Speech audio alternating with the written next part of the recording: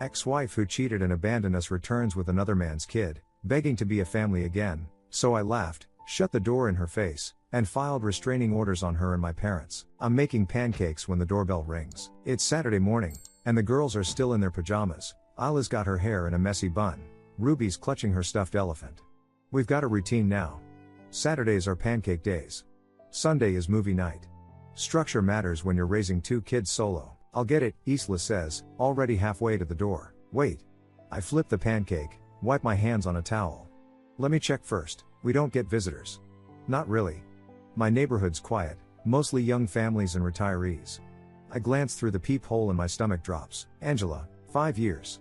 5 goddamn years since I watched her taillights disappear down our driveway.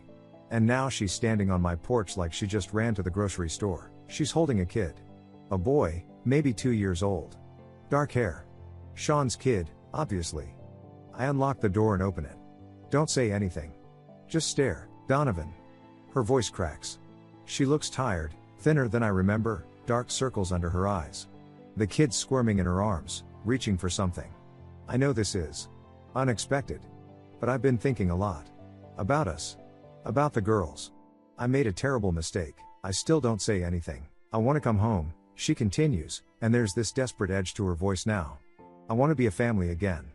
We can make this work. I've changed. I'm better now. The girls need their mother. I let the silence hang there for a moment. Let her hope build. Then I step back and close the door. Lock it. Deadbolt 2. Through the wood, I hear her. Donovan, please. Just let me explain. I walk back to the kitchen.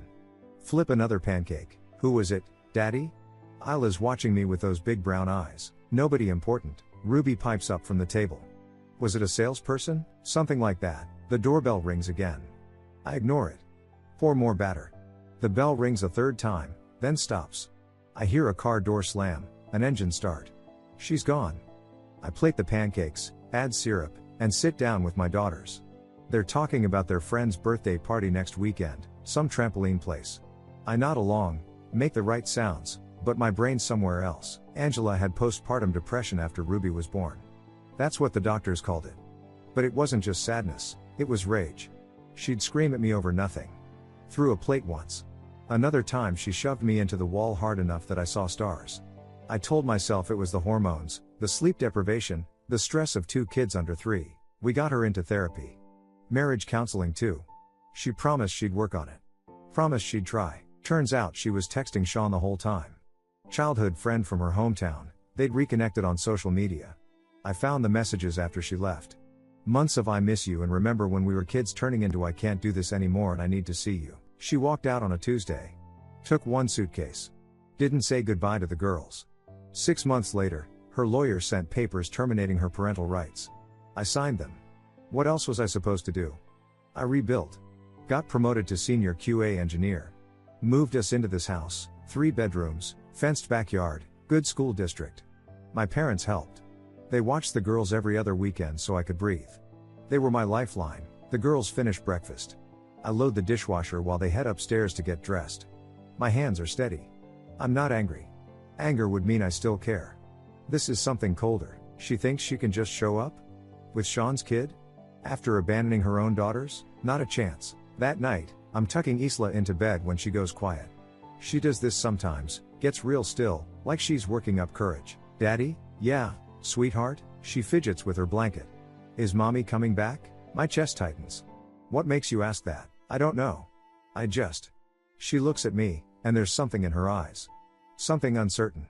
Grandma said she might. I freeze. What? I keep my voice level. When did Grandma say that, Isla? She shrinks back a little. I don't remember. Maybe. Last time we stayed over? Last time. 2 weeks ago. My parents took the girls for the weekend while I worked overtime on a project deadline. Did Grandma say anything else? Isla shakes her head, but she won't meet my eyes. Can I go to sleep now? I kiss her forehead. Of course, baby. Love you. Love you too, Daddy. I close her door and stand in the hallway. My pulse is hammering but my mind's ice cold. Clear, something's wrong. I check on Ruby, she's already asleep, elephant tucked under her chin. I head downstairs, pour a glass of water I don't drink, and sit at the kitchen table. My parents. The people who held me together when Angela left. Who watched me cry at this table. Who promised they'd always be there for the girls? Who told me I was better off without her? Why would my mother tell Isla that Angela might come back? I don't sleep that night. Sunday morning, I make waffles. The girls are quieter than usual. Isla keeps glancing at me like she's worried she said something wrong. Ruby's playing with her food. After breakfast, I crouch down next to Ruby's chair. Keep my voice soft. Hey, Rubes. Can I ask you something? She nods, still not looking at me. Does Grandma ever talk about Mommy when you visit? Ruby's fork clatters onto her plate. Her eyes go wide. Ruby? You're not in trouble. I just need to know. I'm not supposed to tell. Her voice is barely a whisper. My stomach turns over. Who said you're not supposed to tell? Grandma said. She said you'd be upset. She said it's a special secret. I sit back on my heels. Take a breath. Sweetheart, there shouldn't be secrets between us. Whatever it is, you can tell me. I promise you're safe. Ruby's eyes fill with tears. Mommy comes to Grandma's house sometimes. When we're there, she brings us toys and candy and says she misses us. The room tilts. Isla appears in the doorway. Daddy, I'm sorry. We weren't supposed to say anything. Grandma said. How long? My voice comes out rougher than I intended. I soften it. How long has this been happening? The girls look at each other. Isla speaks. Since the summer, I think? Maybe before. I don't know. 6 months. Maybe longer. Does Grandpa know? They both nod. I stand up. Okay. Thank you for telling me. You did the right thing. I'm not mad at you. I'm proud of you for being honest. Are we in trouble? Ruby asks. No, baby. Not even a little bit. I wait until the girls are watching a movie. Then I grab my phone and pull up my parents' Facebook. My mother posts constantly, garden pictures, recipes, photos of the girls. I scroll back through August. There, a picture from 3 weeks ago. My mother, both girls, and a woman standing just out of frame. You can see her shoulder, part of her arm. The timestamp matches the weekend the girls stayed over. The caption, beautiful day with my favorite granddaughters, red heart emoji. I screenshot it. I check my phone records next. I'm the account holder on the family plan. My parents are on it because it's cheaper. I pull up my mother's call log. 47 calls to an unknown number over the past 4 months. Some lasting 30 minutes or more. I dial the number from a burner app. It rings twice. Then, hello, Angela's voice. I hang up. I call my mother at noon. She answers on the first ring, cheerful. Donovan. How are you, honey? Mom. Has Angela been around the girls? The silence stretches. 5 seconds. 10. Sweetheart, we can explain. I hang up. My phone buzzes 30 seconds later. It's my father. We need to talk. Face to face. Angela deserves a second chance. The girls need their mother. Don't shut us out. I stare at the text. Read it 3 times. Then I open my contacts and search for the family lawyer who handled my divorce. Time to get methodical. Monday morning, I drop the girls at school and drive straight to Greta Hoffman's office. She handled my divorce 5 years ago. Tough as nails, no nonsense, and she doesn't waste time on small talk. I explain everything. Angela showing up, the secret visits, my parents' lies, the phone records. Greta leans back in her chair. Angela signed away her parental rights, voluntarily. No coercion. It's all documented. And your parents allowed contact without your knowledge or consent during their custodial time? Every other weekend for at least 6 months. She's quiet for a moment, tapping her pen. Then she leans forward. Donovan, this is bad. Not just unethical, this could be considered custodial interference. Your parents violated the terms of your agreement. They facilitated unauthorized contact with someone who has no legal rights to those children. What can I do? Document everything. Get the girls' statements on record through their therapist, properly documented, not just casual conversation. I'll start drafting restraining order petitions for Angela and possibly your parents too. Restraining orders against my own parents? Her expression doesn't change. They manipulated your daughters. They lied to you. They put those girls in a situation where they felt they had to keep secrets from their father. That's psychological harm, Donovan. Do you trust them with your children after this? I don't answer.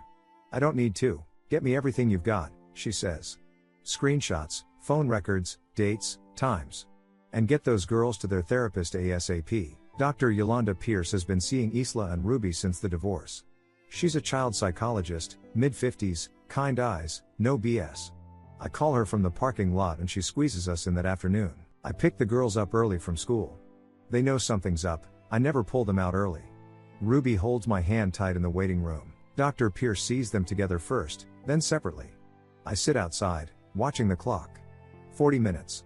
An hour. When they're done, Dr. Pierce asks me to step into her office alone. I've documented everything, she says. She's not smiling. With your consent, I recorded the session. Both girls confirmed multiple visits with Angela at their grandparents' home. Ruby said she was given a stuffed animal and promised a puppy if she didn't tell Daddy. Isla said your mother told her that Mommy had been sick but was better now and wanted to be part of their lives again. My jaw clenches. A puppy? Jesus Christ, Donovan, this is textbook manipulation. Your daughters were put in an impossible position, pressured to keep secrets from their primary caregiver, bribed with gifts, made to feel responsible for adult decisions. That's going to take time to unpack. How are they? Confused. Scared they did something wrong. But relieved they told you. She hands me a USB drive. The session recording and my clinical notes. Your lawyer will need these. That evening, I go through everything again. The Facebook photo. The phone records showing 47 calls between my mother and Angela. The girls' therapy session. The custody agreement that explicitly states Angela has zero parental rights or visitation. I text my mother, let's meet Sunday. Just you, me, and Dad. We'll talk about Angela. She responds in under a minute. Thank you, honey. We knew you'd understand. We can work through this as a family. Family. The word tastes like ash. I forward the text to Greta. She calls me immediately. Are you sure you want to do this face to face? I need to hear them say it. On record, your state is one-party consent for recording. You can wear a device. But Donovan, be prepared.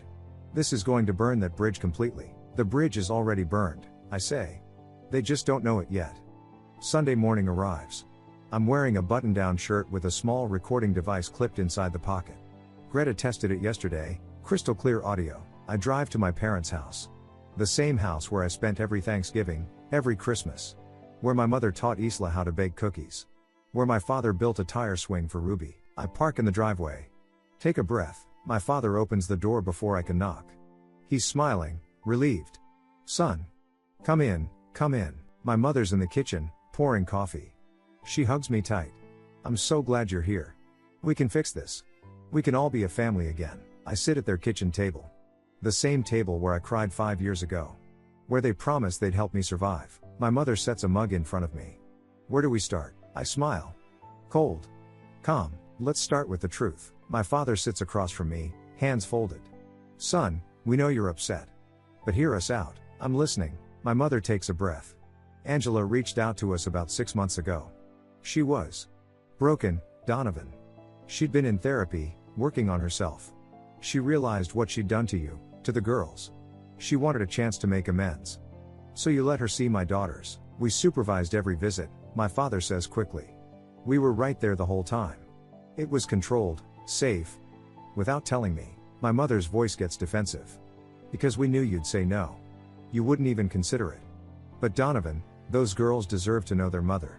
Angela made mistakes, but people change. She's been sober, stable. Sober? I keep my voice level. Was she drinking before? They exchange a glance. My father clears his throat. She's been through a lot. After she left, things got difficult for her. How did she contact you? She called me, my mother says. Out of the blue. She was crying. Said she missed the girls every day, that leaving was the biggest mistake of her life. We met for coffee. Just to talk. She seemed genuine, Donovan. I take a sip of coffee. Let the silence build. Did she mention Sean? My mother shifts in her seat. She said that relationship didn't work out. That she realized family was more important. Didn't work out, I repeat. That's what she told you? Yes. She said she'd made poor choices but she was ready to do better. I pull out my phone. Unlock it. Scroll to the screenshot I saved. Turn it toward them. It's from Sean's Instagram account.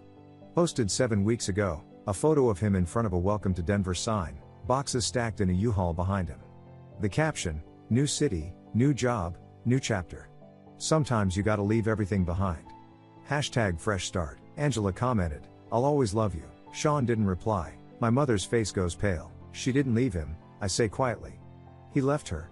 He's relocating for work and didn't want to drag along a girlfriend with a toddler. So Angela came crawling back. Not because she changed. Not because she misses the girls. Because she has nowhere else to go. You don't know that, my father starts. Look at the date, Dad. She contacted you a week after he posted this. The silence is suffocating. My mother's eyes fill with tears. We didn't know. She never said. You didn't ask. I leaned forward. You didn't ask why she suddenly wanted back in after 5 years of silence. You didn't ask if she'd tried to contact me first. You didn't ask what was best for Isla and Ruby. You just decided to go behind my back. We thought. You thought nothing. You made a choice. You chose Angela over your own son. Over your granddaughter's safety. My father's voice hardens. That's not fair. We were trying to help. Help who? Angela? Because you sure as hell weren't helping me. You lied to my face every time I dropped the girls off. You bribed them with toys and candy to keep secrets. You made them feel like they'd get in trouble if they told me the truth. Do you have any idea what that does to a kid? My mother's crying now. We thought we were doing the right thing. Family is supposed to forgive.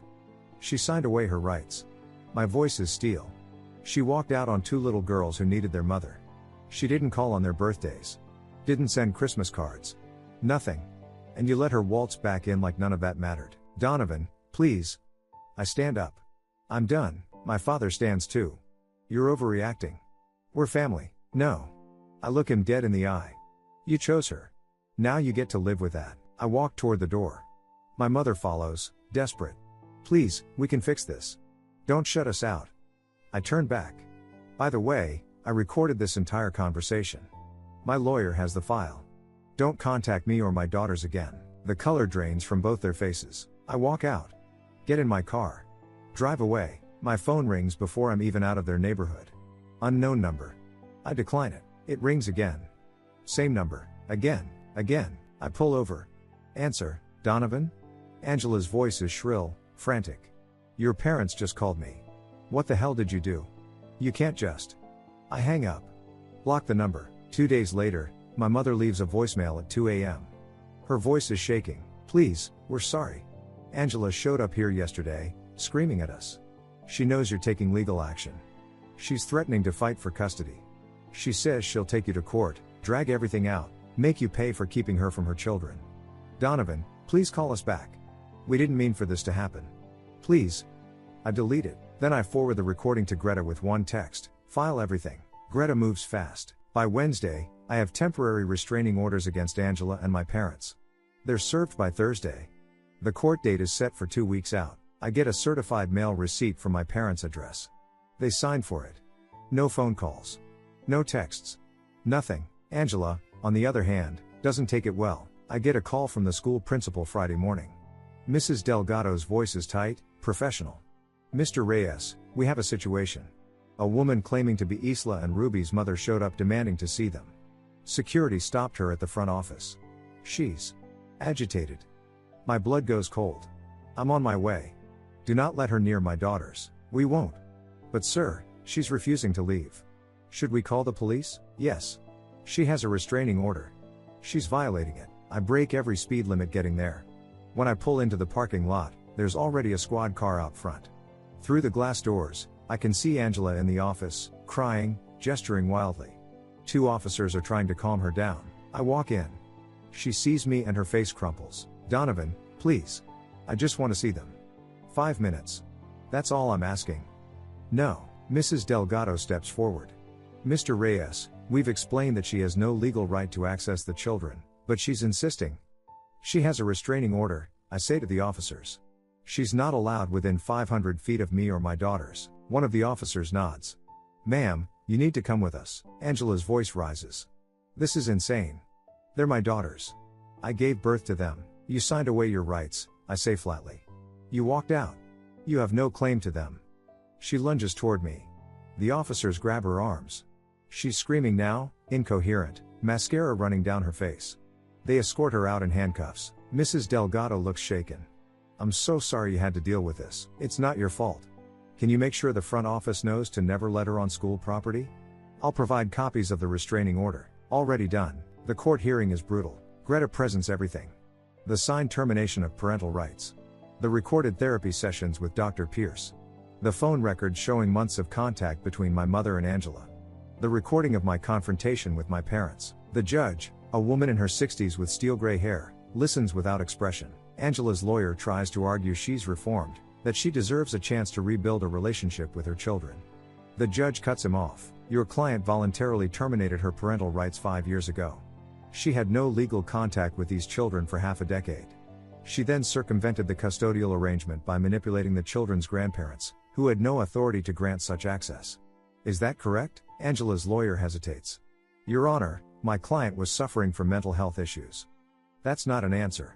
Did your client or did she not facilitate secret visits with children she had no legal right to see? She did, but... And did your client violate a restraining order by attempting to access these children at their school? Silence. The judge turns to Angela. Ms. Brennan, you abandoned your children. You signed away your rights. You violated a court order. I see no evidence of rehabilitation, only desperation. Your petition for custody modification is denied. The restraining order is made permanent. You are to have zero contact with these children or their father. Do you understand? Angela's sobbing. Please, Do you understand? Yes, my parents are sitting in the back row. They look hollow. The judge addresses them next. Mr. and Mrs. Reyes, while you did not technically violate any law, your actions were reprehensible. You undermined your son's parental authority and caused emotional harm to your granddaughters. You are fortunate he has not pursued legal action against you. I stand. My voice is steady. Your Honor, if I may. I don't want them prosecuted. I just want them away from my daughters. They're not safe for my children. We're done. My mother breaks down. My father stares at the floor. Outside the courthouse, I send a group text to extended family, aunts, uncles, cousins. Nothing dramatic. Just facts. After recent events, my daughters and I will not be in contact with Angela or my parents. Legal action has been taken to protect my family. This decision is final. I ask for your understanding and privacy. Within an hour, my phone starts buzzing. Supportive messages. Shock. A few people asking what happened. I don't respond. They'll find out through the grapevine soon enough. That night, I'm putting the girls to bed when my phone chimes. An email from an unknown address. Subject line, I'm sorry. I open it. It's from Angela. 4 paragraphs of rambling self-pity, excuses, sob stories about how hard her life has been. And then, at the end, one day, Isla and Ruby will ask about me. They'll want to know why I wasn't there. I hope you'll let them decide for themselves. I hope you'll tell them I love them. That I tried. That I'm sorry. I stare at the screen for a long time. Then I delete it. 3 months pass. Isla and Ruby see Dr. Pierce every week. The first few sessions are rough. Ruby has nightmares. Isla asks why Grandma lied to them. But slowly, they start to open up. They draw pictures in therapy. Talk about feeling scared to tell me things. Dr. Pierce teaches them that adults who ask kids to keep secrets from their parents aren't being safe adults. We talk about it at home too. Not constantly, I don't want them drowning in it. But when they ask questions, I answer honestly. Daddy, why doesn't Mommy love us? Isla asks one night during bedtime. I sit on the edge of her bed.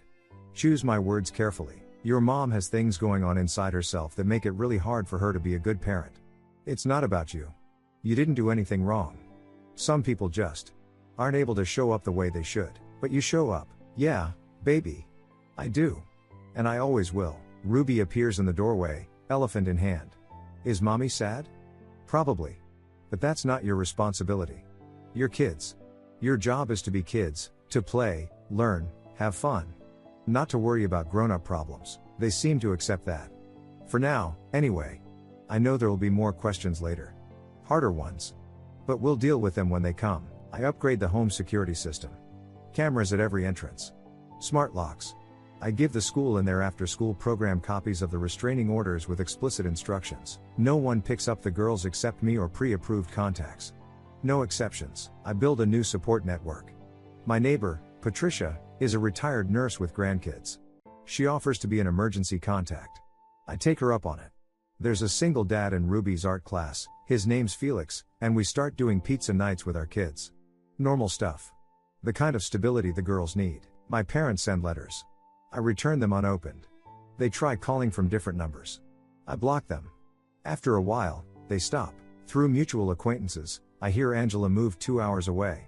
Living with an old friend, working part-time somewhere. No idea what happened to Sean's kid. I don't ask. It's not my problem. I get promoted at work. The raise is good, enough to put more money into the girls' college funds and take them on a real vacation. We go to the beach for a week. Isla learns to boogie board.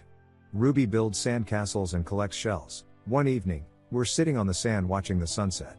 Ruby leans against my shoulder. This is my favorite place, she says. Mine too, Isla agrees. I wrap an arm around each of them.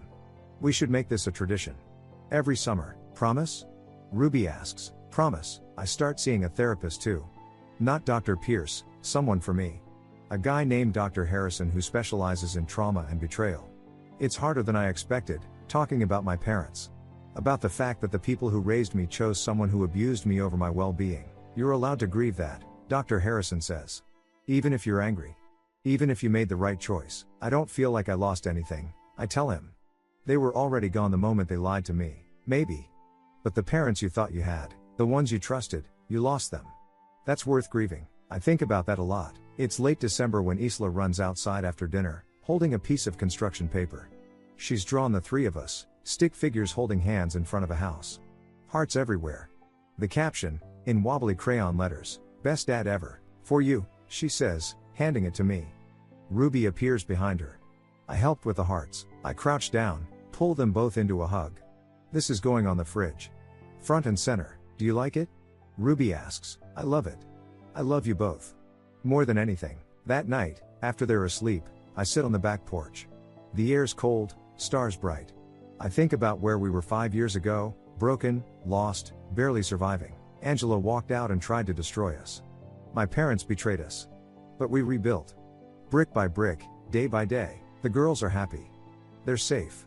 They know they're loved. That's all that matters. I pull out my phone, open the blocked contacts list. Angela's number is still there. My parents' numbers. I stare at them for a moment, then I delete them. Permanently, not out of anger. Not even out of hurt. Just closure. They don't get to live in my head anymore. I go inside. Lock the door. Check on the girls one more time. Both sound asleep, peaceful. 5 years ago, Angela abandoned us, but we rebuilt, and this time, I made damn sure no one could tear us down again. Thank you so much for watching until the end. If you really like our videos, please don't forget to like, share, and subscribe. Have a great day.